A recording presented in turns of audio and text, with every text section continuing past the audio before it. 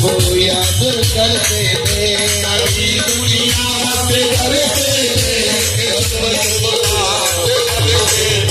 अब वही पर्दा हटा बैठे, वही पर्दा जो होगा देखा जाएगा, जो होगा देखा जाएगा, जो होगा देखा जाएगा, जो होगा देखा जाएगा। तेरी चौखट पे आ बैठे, तेरी चौखट पे आ बैठे, जो होगा देखा जाएगा, तेरी चौखट पे आ बैठे, जो होगा देखा जाएगा, जो होगा देखा जाएगा, जो होगा देखा जाएगा, जो होगा देखा जाएगा।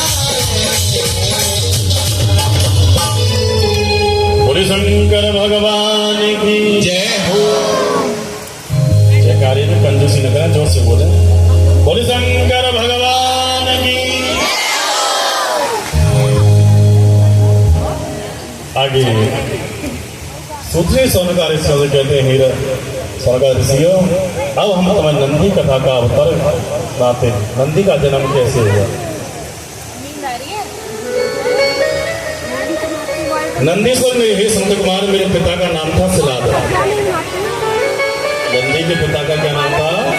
सिलाद। जो आप मंत्र में नंदी देखते हैं ना,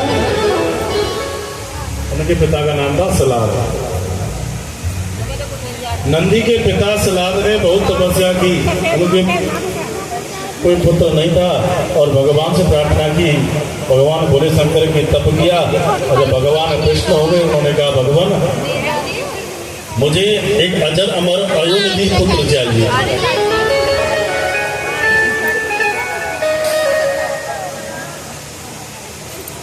भगवान भोले शंकर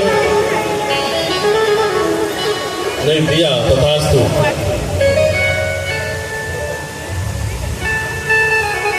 एक कथा इस प्रकार की आती है कि इंद्र की भी उसने तपस्या की, इंद्र ने मना कर दिया, मेरी बस की बात नहीं है। उसके बाद में जब उन्हें सिलाद ने भगवान शंकर की तपस्या की, भगवान कृष्ण हुए। अस्त्र भाव हो रहे शरीरा, तदप बनागे मने नहीं पीरा। सज्जनों, पहले सतयुग में हड्डियों में भी प्राण रहता था, हड्डियों में भी प्राण रहते थे।